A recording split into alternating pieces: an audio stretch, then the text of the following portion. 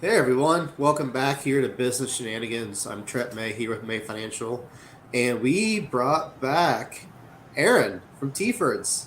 How's it going, Aaron? It's going coffee drinking early Friday morning. Oh yeah, I'm down in it like water today. I can't touch it right now. So we have something fun planned for today. You're actually gonna do a pizza for us from start to finish, right? Yep, gonna take you through the whole process. It's gonna take about 15 minutes or so. A little bit quicker if I'm not talking, explaining, but it still won't take that long. But yeah, you're gonna see the whole process. I'll explain some things along the way. We're just gonna make people hungry today, right? Yeah, yeah. We're gonna make our staple pizza, the Super Deluxe.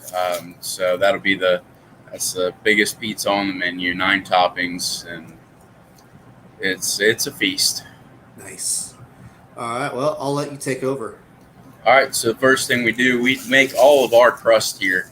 I don't buy them in, except for the cauliflower crust. That comes in pre-made. But all of our standard crust, the 6, 12, 16, and 18, we get a premium dough ball in, and then we make the crust ourselves. So I'm going to go ahead and start that process. We have what's called a dough press. I got Tyler here helping me this morning. He's going to show you the dough press over here. I can't touch the computer.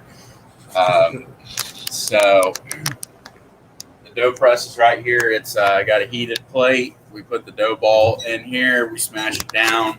I'm going to put it on this pan, and then I'll work the crust out and get it ready. There's a couple different things we do to get it ready. What I'm doing here is just spraying some non-stick spray on just to make sure the crust comes off. If not, it might get kind of gnarly. So don't need people's pizza breaking. So I'm going to get this dough ball out that we've got ready. So like I said, we get dough balls in. And this is about as good as it gets. Instead of just pulling it out of a box, get this thing open. So then we bring it over here to the dough press, which we have heated at 150 degrees. Put it in the middle of the plate. Put a little bit of oil on top so it don't dry out.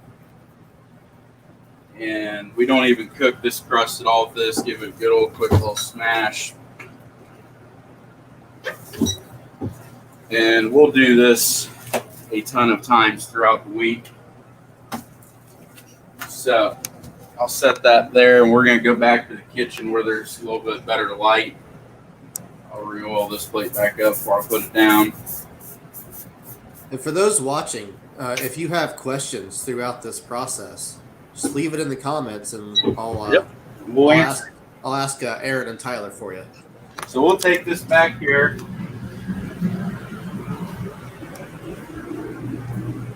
So what I'm going to do here is I'm going to fit this crust onto the pan. And by doing so, I'm not stretching the dough.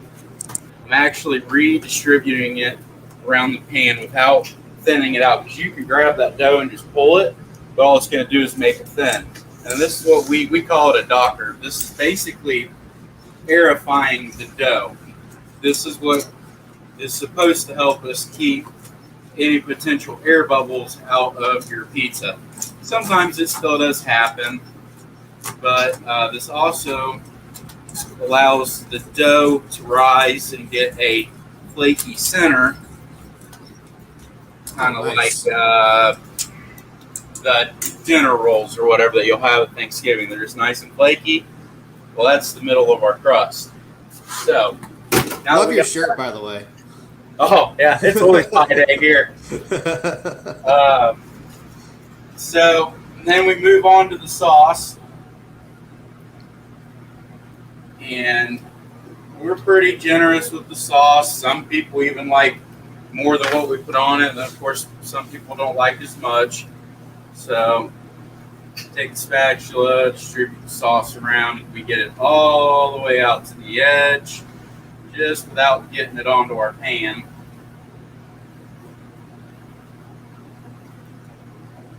And just make sure it's kind of evenly distributed. So, I mean, that's plenty of sauce. And then we'll move on to our pepperoni. We put pepperonis side by side all the way around this. These are standard 8mm pepperonis. It's what a lot of your pizza places use. Got a little bit of thickness. I pay for a premium pepperoni that is just a little bit thicker, and it helps with this process. As you see, I kind of put these in my hand and deal them out like cards to try to keep the process going. We try to avoid going like this. So that's one of the things that we do to try to stay timely in our pizza making process. If not, it would take 10 minutes to make this pizza if we're back here and not showing people what we're doing and just going to town and getting it done and getting it out. This is probably the hardest skill to learn for incoming pizza makers, to get fast at the job. It's like I told you last time around when we talked, this pizza should be made on this prep table in about 5 minutes. And then I bet you also get people that like get impatient and just start putting the pepperoni all over instead of continuing the ring like you're doing. Yeah, and or they'll leave them like real gap like this, like no. Get it up right next. We don't overlap, but we get them all the way around. Mahmood just commented. He said, "Crispy crust, please." He likes the crispy crust. Oh yeah, we get her done. Drop a couple pepperoni in the sauce there. We'll get those out of there.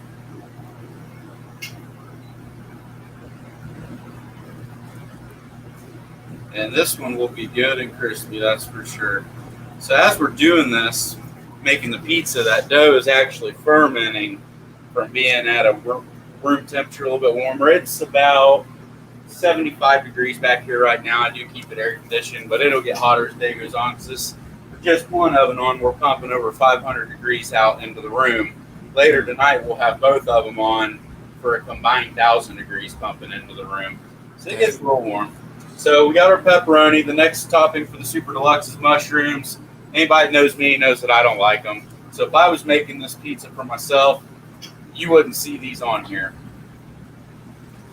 So when it comes to spreading toppings, these are one of the harder ones to spread. They're just hard to get a hold of and manipulate to drop where you want them to.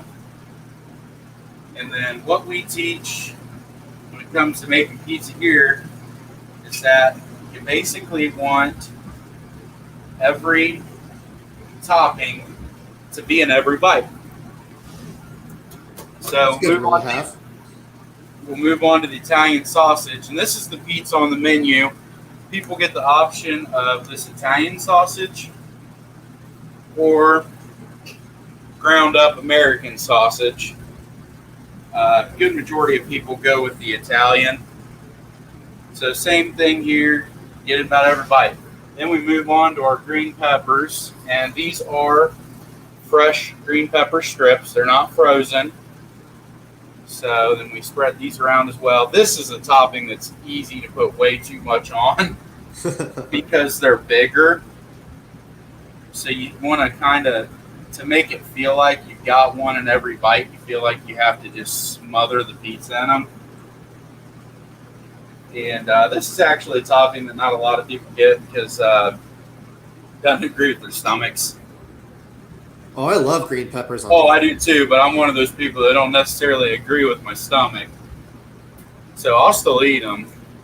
So then we're moving on to the onions. And as you'll see, as we continue making the pizza, we took the sauce out to the edge. We took the pepperoni, the mushroom. Every topping goes out to the edge. And that's how we make our pizza. So we're down to our other topping option on this pizza. You get green or black olives. If you order this pizza, you don't specify, you're going to get Italian sausage and black olives, which is what I'd say about 90% of the people do.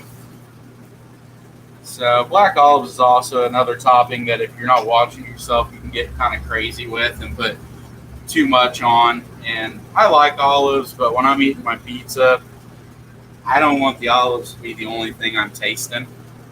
And that is very easy to do with these. And then we're going to move on to ham.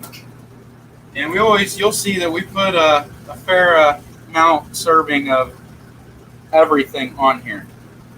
You're going to taste it all. You're going to see it all. And then we move on to our bacon. Which who doesn't love bacon? If Eric V's watching this, he's probably salivating right now.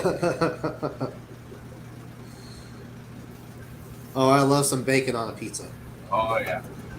And then honestly, here's probably one of the best parts of the pizza, the banana pepper. This is another topping that's kind of hard to manipulate and spread. You kind of just throw it on there, get rid of that little end piece, throw it on there. No, I think that's my wife's favorite topping. The banana peppers. Oh, yeah, she loves banana peppers. We occasionally make an only banana pepper pizza. It's happened. People like what they like. We'll make it. Oh, I bet people are getting hungry now. Look at that. Oh, I'm sure. So, breakfast pizza? Well, that's actually what we're making for ourselves when we're done with you. Okay. I went and bought some stuff this morning to make that happen. So, the only topping that we measure out is cheese. I won't tell you how much cheese that is, but that's a lot of cheese.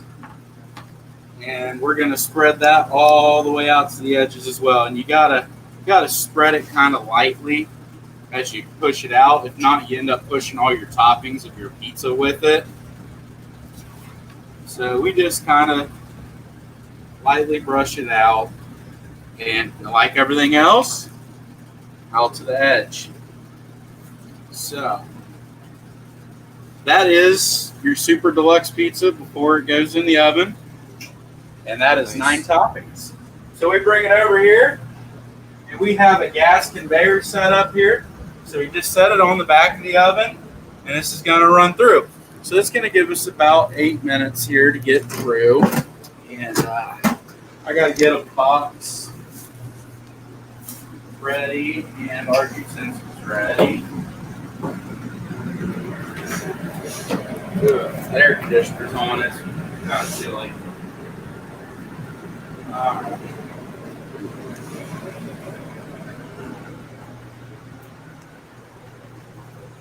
So what we have here is a light solution for cleaning that is required by the health department and everything. So that way we're not, say if someone gets anchovies or something on their pizza, we're keeping our things clean and you're not getting the anchovy taste on your food. How common is anchovies? Just curious. So quite a bit of them actually. I grew up a Ninja Turtle fan, so I'm just curious how often people actually do get anchovies. Every week. Wow. At least once. Every week. So what I just set down over here, this is what we cut our pizza with. This is called a rocker. So I just set it down and just cuts right through the pizza. Really easy to use, just really sharp. You can take a finger off with it if you're not being careful. So we'll move out of the loud kitchen here while we're letting that pizza cook. That'd be like for like a Halloween special. Like leave a finger in one of those. Yeah. No, we're not doing anything like that. So, Tyler, you can show your face over here. It's all right. Yeah, let's talk to Tyler. While the pizza is cooking, and this is something that Mahmood, my usual co-host, has brought up before. You guys are really ahead of the curve when it comes to your marketing and social media usage. Would you guys kind of want to talk us through, how you approach your marketing and your social use? Well, usually creative thinking is a good thing. To say the least, we're creative people. That might be putting it mildly.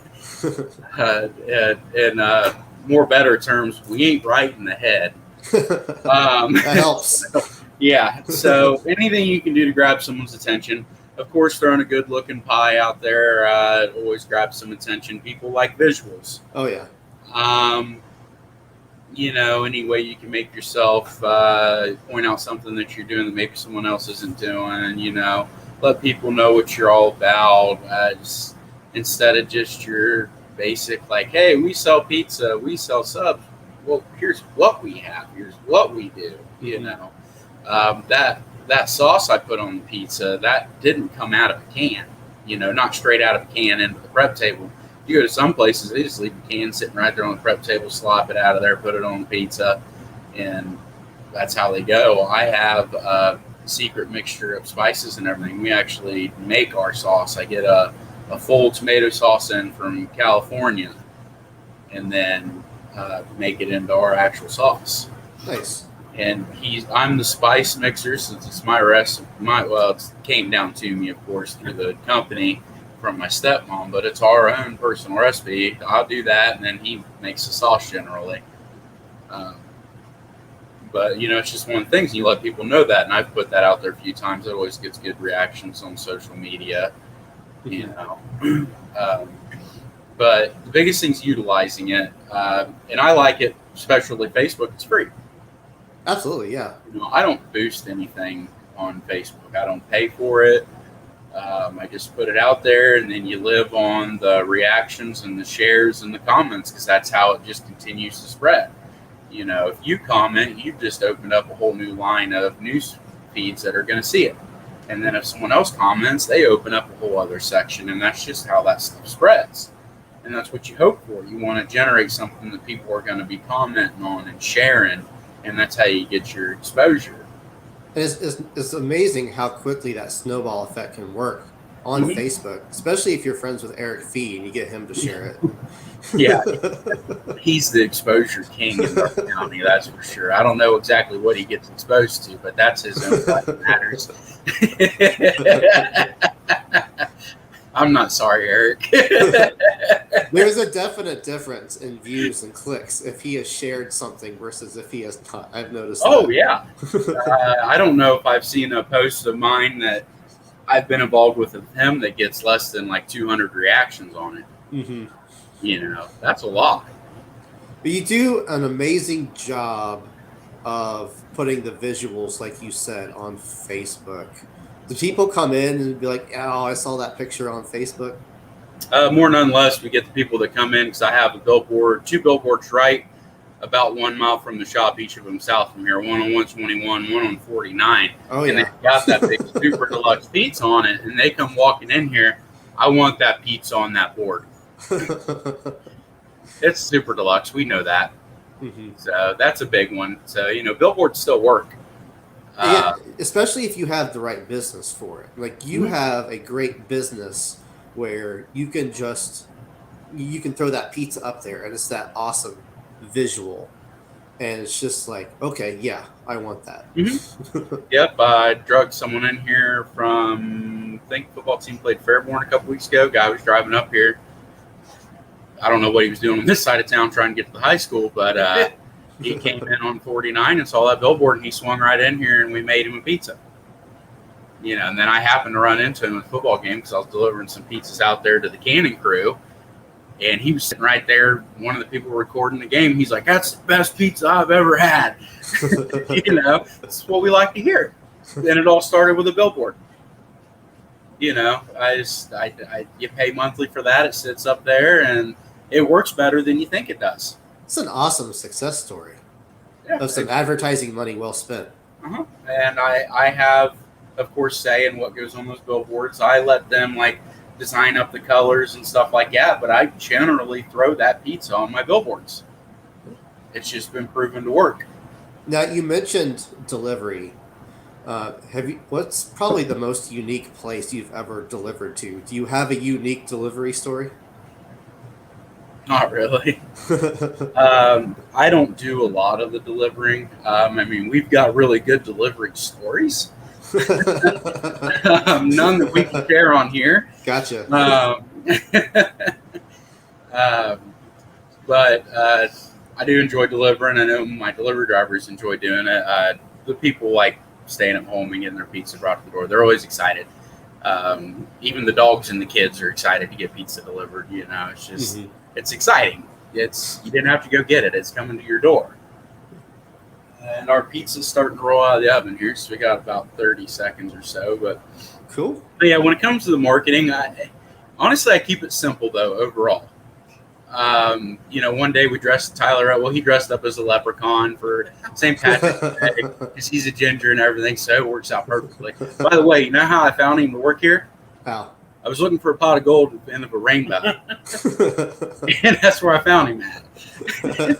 No, I'm kidding. His grandma sent him up here because he was looking for work. That'd be a great story. That would be a good story. It would be. Too bad he's a tall leprechaun. He's taller than I am. So our pizza's wrapping up. We're going to cut the pizza here, so we'll get Tyler to grab the laptop again.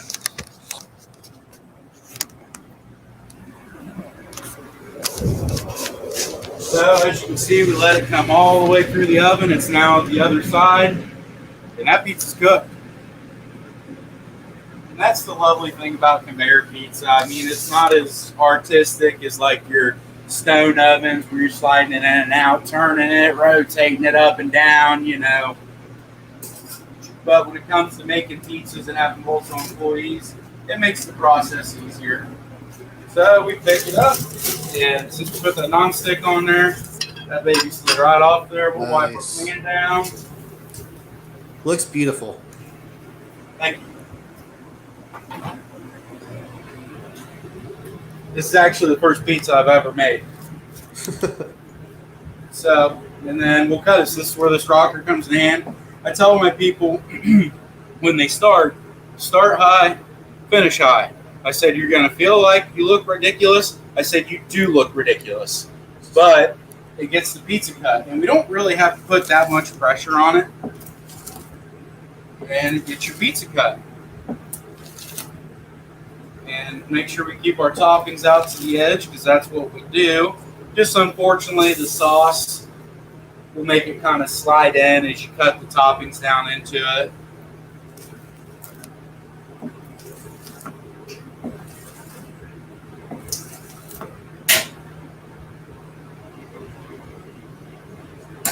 And that's an 18-inch Super Deluxe pizza. Thing of beauty. That's what you could be having for dinner tonight. But it's got mushrooms on it, so I'm not going to touch it.